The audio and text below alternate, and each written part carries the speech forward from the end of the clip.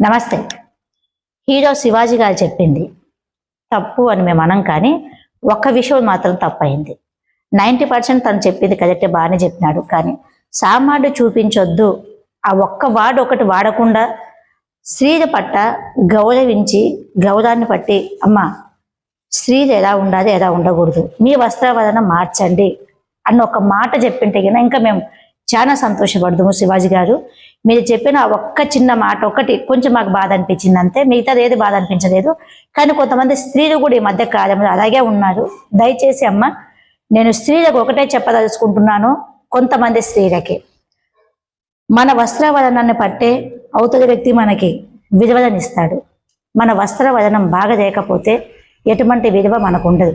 మనం కట్టుకునే కట్టు బొట్టు ఈ నాగరికతకి ఒక కనువిప్పుగా ఉండాలి, కానీ తల దించుకునేలా ఉండకూడదు అన్నదే మా ఆలోచన.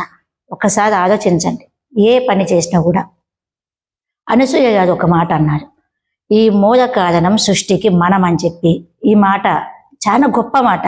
కానీ ఈ మాట మాట్లాడేటప్పుడు నేను ఎలా ఉన్నా, నా వస్త్రవదనం ఏంటి, వస్త్రవదనాన్ని పట్టే ఈ సృష్టికి మూల కారణం అవుతుందమ్మా. మనము సొసైటీకి, ఈ ప్రపంచానికి ఇచ్చే మెసేజ్ ఎలా ఉండాలంటే మనని బట్టి, మనం చెప్పే మాటను బట్టి ఉండాలి. కానీ మనం ఎప్పుకొని తిరిగి సొసైటీకి ఏదో చేద్దాం అన్నది మాత్రం తప్పు. ఈ శివాజీ గారు చెప్పింది కూడా, శివాజీ గారు మేము ఒక్క విషయంలోనే మిమ్మల్ని తప్పు పడుతున్నాము.